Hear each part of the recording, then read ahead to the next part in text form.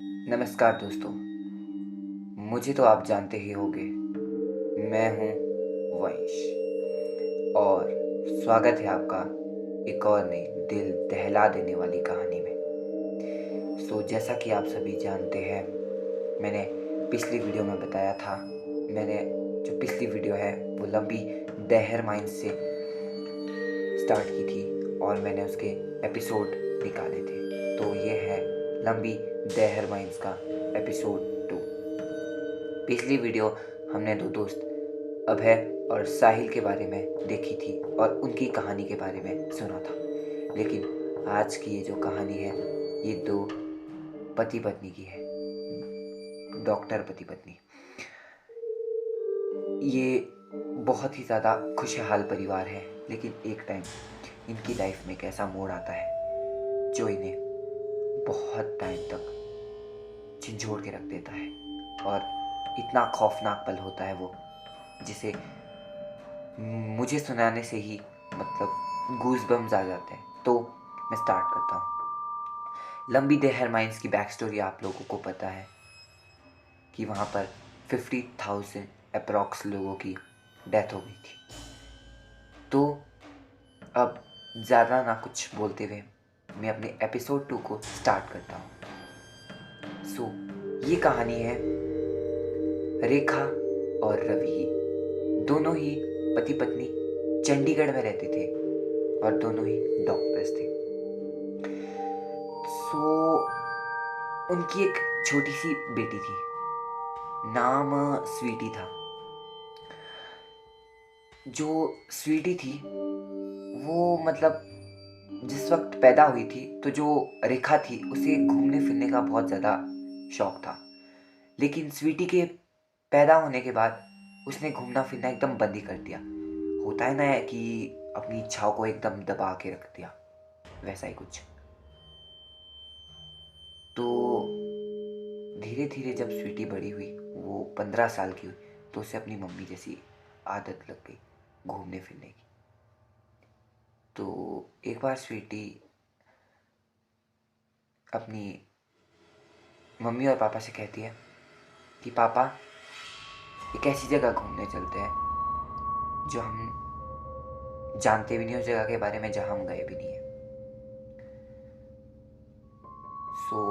उसने सोचा, रवि ने, कि कौन सी जगह हो सकती है। उसने बहुत सारी जगहों के बारे में सोचा, मुंबई, दिल्ली, गोवा, केरला एक्सेट्रा। लेकिन उसे कोई जगह अच्छी लगी। जो रेखा है वो उत्तराखंड की रहने वाली थी, उसका मायका जो है उत्तराखंड से था। जब तो वो उनकी बातें सुनी थी, तो उन्होंने बोला कि क्यों ना हम मसूरी लंबी देहर माइंस चलते हैं। रवि बोला कि नहीं नहीं नहीं, वहाँ नहीं जाएंगे हम। वहाँ क्या है कि 50,000 ऐसे लोगों की आत्मा भटकती है, बोला जाता है। तो जो रेखा है वो बोलती है कि आप भी क्या बातें कर रहे हैं, एक साइंस स्टूडेंट है, एक डॉक्टर है, और आप अंधविश्वास की चीज़ों में बात करते हैं। हम वहीं जाएंगे।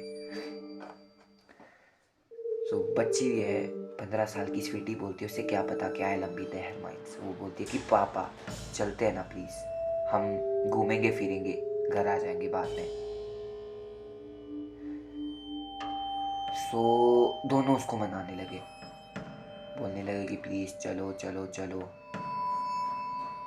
वो भी तैयार हो गया कि ठीक है चलेंगे बाबा, चलेंगे, हम बहुत सारी जगह घूमेंगे, टाइम लगेगा तो हम लंबी देहर माइंस भी जाएंगे।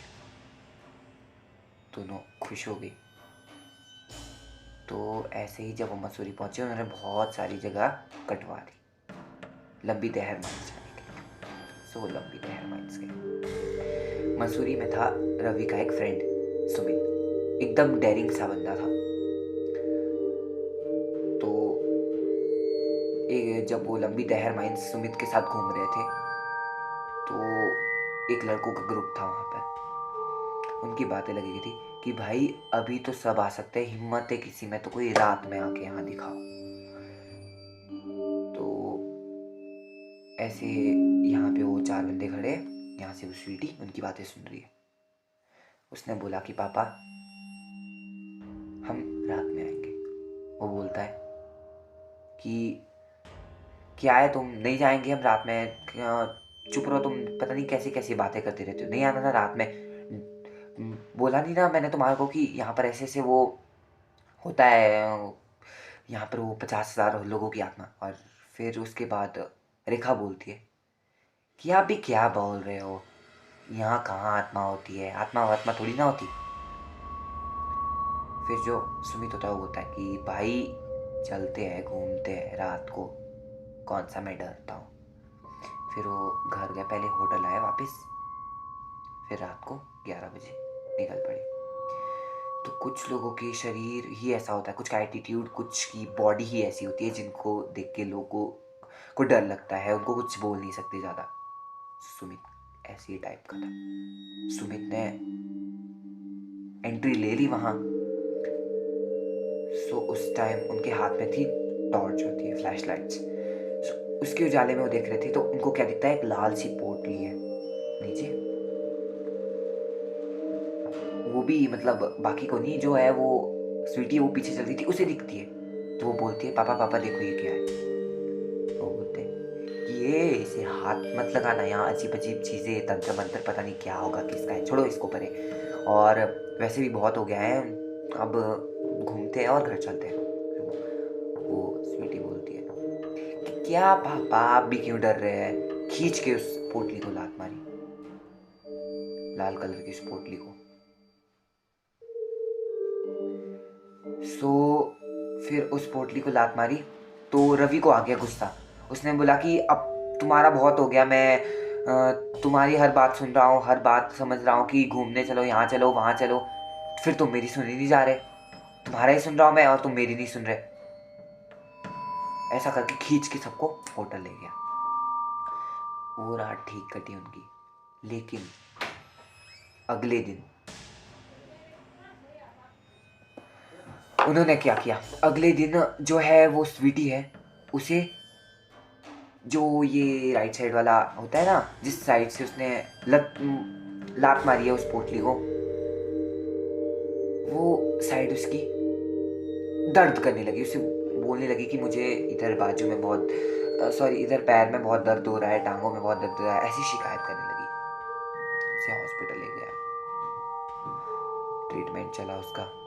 फिर धीरे धीरे धीरे ऐसे फिर उसको कहाँ, इंडिया से बाहर ले गए। तो वहाँ डॉक्टर्स ने बोला कि इसका क्या है, पैर अलग करना पड़ेगा। दोनों टूट गए कि अब क्या करें।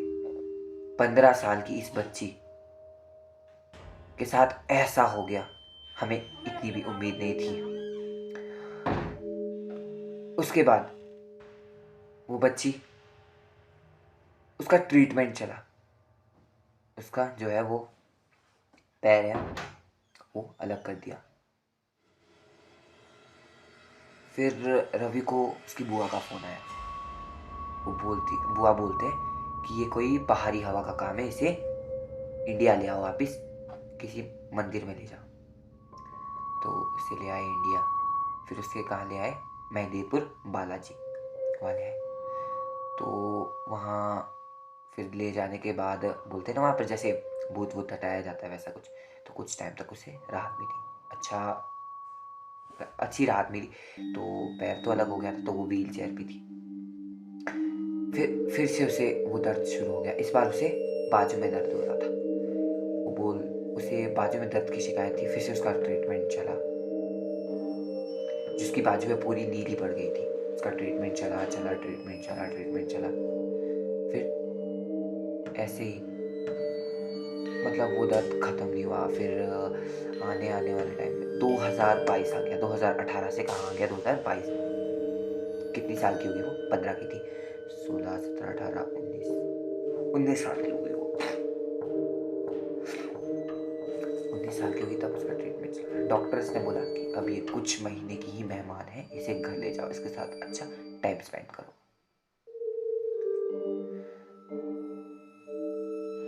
तो अब उसके जो पापा है उन्होंने सोच लिया था अब तो मेरी बेटी की हर एक इच्छा पूरी होगी, जो वो बोलेगी वो करूँगा।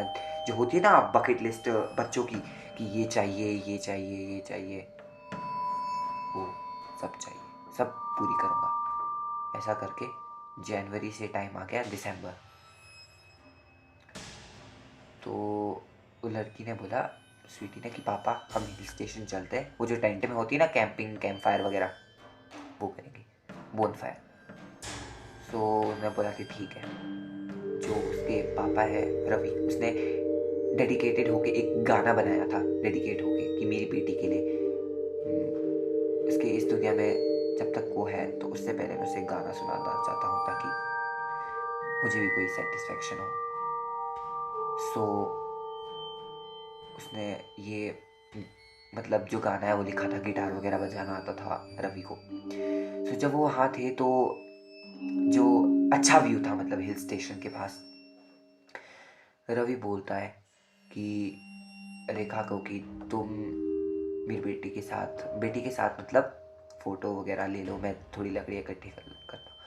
फ़ोटो ले रही है, बढ़िया, वो रील्स बना रहे हैं, फ़ोटो ले रहे हैं अपनी बच्ची की, नज़ारे की। तो जब रवि लकड़ियाँ इकट्ठी कर रहा है, उसे चीखने की आवाज़ आती है। तो वो रेखा के देखती है, रेखा तो आ जाता है, रेखा का मुँह ऐसे है, वो ऐसे ही घुटनों के बल बैठी हुई है और ऐसे रेखा का मुँह। और जब वो बच्ची की साइड देखता है, बच्ची की हालत पता है क्या है? जो व्हील चेयर से उठ तक नहीं सकती थी, वो ऐसे अपने शरीर को ऐसे अकड़ा के चल रही है, एक टांग से कूद कूद के अपने पापा के पास आती है, ऐसे उसके ऊपर हाथ रखती है और मर जाती है। उसकी नर्व्स चेक की, सांसें चेक की, नहीं चल रही थी। डॉक्टर के पास ले जाया गया, डॉक्टर ने मृत घोषित कर दिया। दोनों अंदर से पूरी तरह से टूट गए। कुछ समय बाद, साल 2023 में, तो उनको लोगों को जब बच्चे की याद आ रही थी, तो उन्होंने बोला कि उनका फोटोज वगैरह देखते हैं उसकी।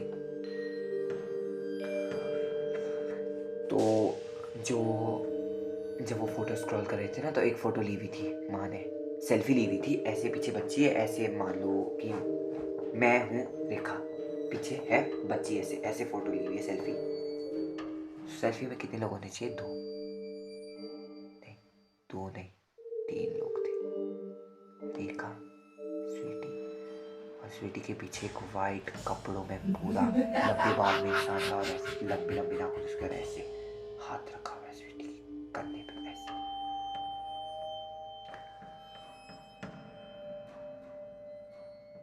वाइट कपड़े और उसकी लाल क्रीपी सी आंखें थी, बड़े बड़े बाल थे और हाथ एकदम सड़ चुके थे, नाखून लंबे लंबे थे। ये देखकर रेखा ने मोबाइल फेंक दिया। रवि ने रेखा को तलाक दे दिया। रेखा आज भी उस चीज को नहीं भूलती है। मैंने भी ये स्टोरी जो है यूट्यूब से ही देखी है, मुझे स्टोरी पसंद आई, इसलिए मैं इसको अपने चैनल पे डाल रहा हूँ।